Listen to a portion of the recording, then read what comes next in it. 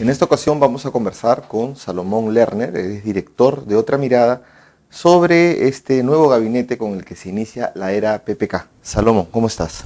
Buenos días, Carlos. Muchas gracias por esta oportunidad de conversar Aquí en Otra Mirada. en Otra Mirada. Bueno, ¿cuál es tu visión sobre este nuevo gabinete? Algunos han dicho que es un gabinete muy técnico, que no tiene políticos, que va a ser difícil, digamos, poder operar las líneas de PPK con estos enormes retos políticos. Otros dicen que es un gabinete que no genera sobresaltos ni a los medios de comunicación, ni a los poderes económicos. ¿Tú cómo ves la conformación de este gabinete? Bueno, efectivamente, creo que hay una cantidad de técnicos bastante importante en el gabinete, pero no así elementos operadores políticos, ¿no? Que yo considero que un gabinete debe estar mucho más equilibrado, la presencia de elementos que tienen un condicionamiento sobre la política antes que sobre lo técnico, ¿no? Claro, es como que decir mucho gerente, pero falta, como si el problema del Perú fuera gerencial y no fuera político, no tuvieras que de alguna manera hacer frente a un Congreso que la mayoría pues es contraria al partido de gobierno. Entonces, ¿cómo ves ahí con la relación con el Congreso? Bueno, lo primero es que hay que entender que un gabinete tiene que formular políticas de gestión pública, ¿no? Y cuando la mayoría de personas no tienen conocimiento de gestión pública, vienen los problemas, ¿no? Son buenos gestores privados, de empresas, pero que no tienen la capacidad de entender que una gestión pública merece políticas que vayan hacia las grandes mayorías del país y no a privilegios de algunos grupos, ¿no? Claro, es trabajar con la base social, digamos, de... Correcto, correcto. Ahora bien, en la composición del gabinete que preside Fernando Zavala, donde vemos figuras como Cayetana Aljovín, que ha sido muy cuestionada, está también Bruno Yufre en producción, bueno, está el señor Nieto en cultura, bueno, hay ahí una diversidad. Parece que no se logró incluir otras tiendas políticas. Bueno, el Frente Amplio no quería entrar, pero Alianza para el Progreso se voceaba al señor Iberico, pero finalmente no entró. ¿Por qué crees que no haya habido gente de otras tiendas políticas? Me parece porque indudablemente creo que las cuotas no fueron satisfechas, ¿no? Eso es lo que por lo menos da a entender a algunos de los voceros de Alianza para el Progreso, ¿no? Y creo que en ese sentido más se privilegió al grupo de técnicos que están alrededor de PPK y de Fernando Zavala, ¿no? Para dar una lista final del gabinete, ¿no? Ahora, hay un tema, ¿no? Que es el tema de diversificación productiva. La crisis mundial ya ha llegado al Perú con la bajada de precios de los minerales, es decir, hay una incertidumbre. El motor de la economía era la minería en los últimos 10 años, jalaba a todos los otros sectores, y ahora las condiciones han cambiado completamente, hay todo un reto de diversificación productiva, había un plan que había hecho el ministro Gessi. Entonces, ¿tú cómo ves la operación o los operadores que tiene PPK ahí y el tema de la diversificación productiva? Yo creo que ahí no es tanto los operadores, sino la función que esos operadores van a tener dentro del gabinete. Si se ingresa al gabinete con la idea de que solamente la tramitología o simplemente el destrabar algunos impedimentos es el leitmotiv de este gobierno, yo creo que les va a ir mal, ¿no? Yo creo que aquí hay que cambiar ciertos aspectos de influencia muy importante en el sistema productivo nacional, y creo que en ese camino es donde, por ejemplo, grupos de la izquierda han planteado una diversificación productiva mucho más profunda, ¿no? Y cambiar ese modelo primario exportador, ¿no? de minerales. Creo que PPK lo ha entendido, porque él, por ejemplo, es uno de los primeros que comienza a hablar de refinerías en el Perú, ¿no?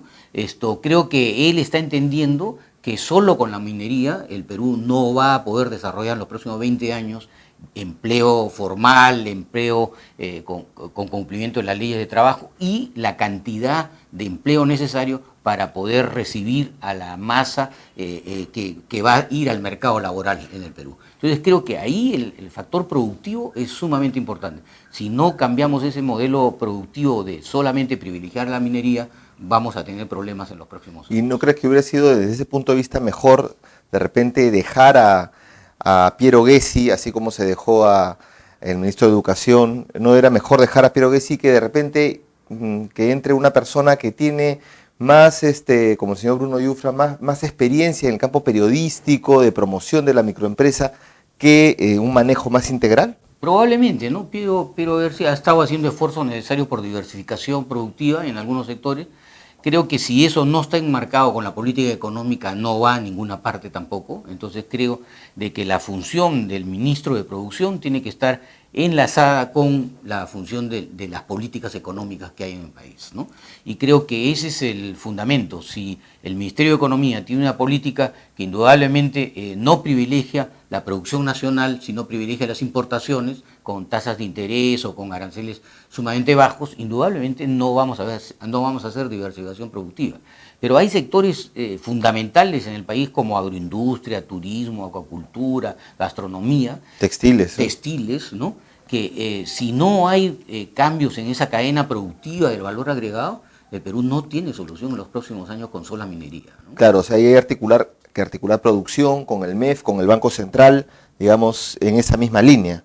Exactamente. Y tratar de hacer mercado local, ¿no? También, ¿no? Es el consumidor nacional, que no reciba las migajas de la producción nacional, sino que justamente sea un actor dentro de esa economía de mercado en la cual sea un consumidor también más, ¿no? Con una capacidad adquisitiva, con salarios razonables, ¿no? Para que esa capacidad también se dé en el desarrollo de una economía interna, ¿no?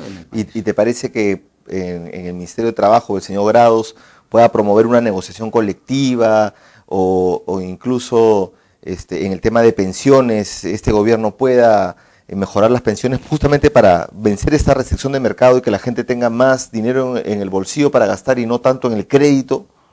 Bueno, el compromiso del presidente electo con las centrales de trabajadores es un compromiso que hay que cumplirlo. El compromiso es un Consejo Nacional de Trabajo que funcione, ¿no? Una ley de trabajo que indudablemente tendrá que ser discutida a nivel legislativo y indudablemente una política de empleo que justamente vaya formalizando al trabajador en condiciones decentes de trabajo, ¿no? Esa política tiene que cumplirla. Ese es por lo menos los lineamientos con los cuales ha llegado al poder Pedro Pablo Kuczynski, y su ministro de Trabajo tendrá que ser condescendiente con esa política, ¿no? Ahora, otro tema fundamental es el tema del gas. Tú has también conocido bastante este tema. Principalmente porque Pedro Pablo Kuczynski es una de las personas que intervino durante el gobierno de Toledo en este tema del gas, que se le acusó mucho de haber favorecido a Hunt Oil, y ahora hay como dos papas calientes. Una tiene que ver con la exportación del gas y poder recaudar más, y la otra tiene que ver con el gasoducto. ¿Crees que el señor Tamayo ahí pueda ayudar en el Ministerio de Energía y Minas? Bueno, la política es tratar de que se repotencie la capacidad de gas que tiene el Perú, ¿no? Y creo que en ese sentido, Pedro Pablo Kuczynski es, como tú lo has mencionado, un conocedor de este tema, ¿no? De este asunto. Él ha estado participando años en este problema de la producción de gas en el Perú. Aquí hay que visualizar con toda claridad el potencial que tiene el Perú, y ese potencial que debería terminar no solamente un pueblo petroquímico, sino también en generación de electricidad más barata para todo el sur e inclusive para poder exportar del Perú, ¿no?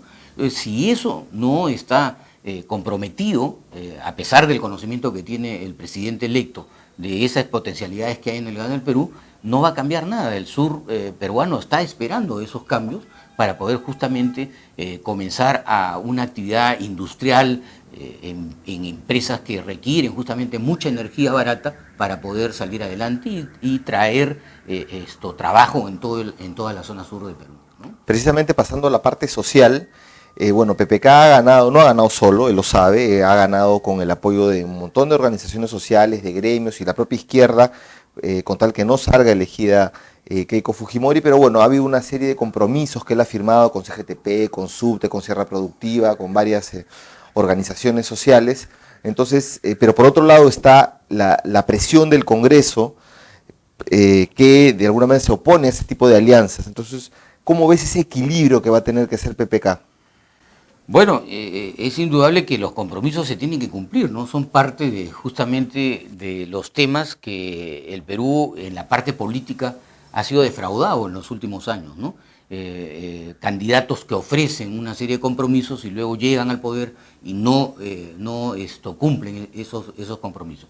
Ojalá que este gobierno no sea uno más de los que incumplen esa promesa y que el presidente electo cumpla con estas decisiones de él de proteger toda una serie de aspectos en las cuales él ha tenido resoluciones muy importantes en su campaña y ha podido llegar al poder. Yo creo que, por ejemplo, tú has mencionado 2 o 3 de estas necesidades que hay en el país.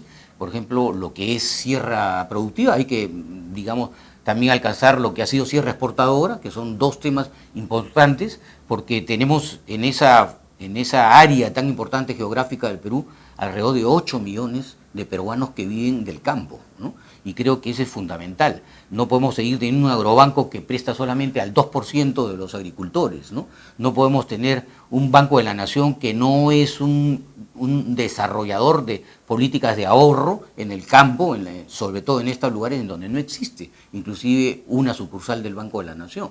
Hay que justamente trabajar todos estos temas y los compromisos que ha ofrecido el presidente los puede lograr. Simplemente hay que tener la voluntad política para hacerlo, ¿no? Para ir cerrando, es la primera vez que el presidente y el partido de gobierno no va a tener la presidencia de la Comisión de Presupuesto en el Congreso, que no va a tener la presidencia de la Comisión de Constitución en el Congreso y van a revisar ahí todos sus decretos de urgencia, lo van a tener, digamos, va a tener el fujimorismo armas de presión política.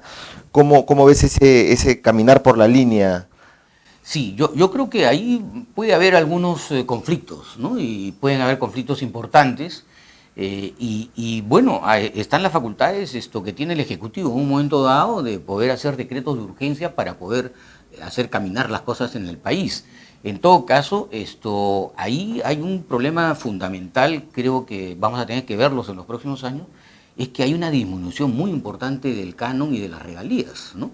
Y ahí es el problema de la descentralización regional en el Perú, ¿no? Este es un compromiso que ha tenido el presidente electo con las regiones en el sentido de hacer una verdadera descentralización. Vamos a ver si él, conociendo tanto cómo es el monstruo adentro del Ministerio de Economía y Finanzas, va a poder hacer la descentralización, que es lo que todos los peruanos aspiramos, a que haya una descentralización correcta, en donde las decisiones no se puedan tomar en un solo local del país, en el centro de Lima, donde se encuentra el Ministerio de Economía, sino justamente las decisiones se tomen en cada una de las regiones según las necesidades y el desarrollo de cada una de ellas.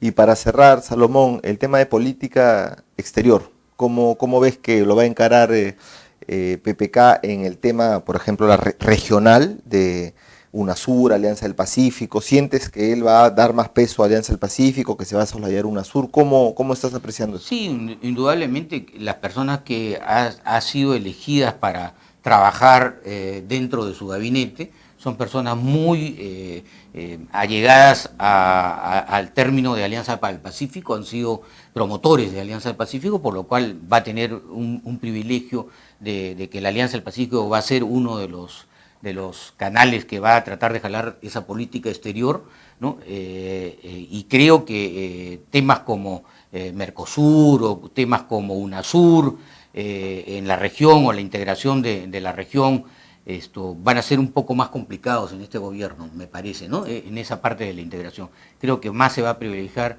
este tema de Alianza de Pacífico. Sin embargo, hay que distinguir algo interesante, ¿no? Que el primer anuncio del presidente electo es que al primer país que va a visitar oficialmente va a ser a la República Popular China, ¿no? Que es un socio estratégico del Perú. Y eso no sabemos cómo se condice al condicionar la firma del Tratado de Libre Comercio, el ATPP, ¿no? El TPP. Y el TPP, ¿no? Cómo eso se condiciona cuando la República Popular China ha sido excluida justamente de este contrato y nosotros tenemos como socio estratégico a la China y el presidente electo condiciona su primer viaje a visitar a la República Popular China.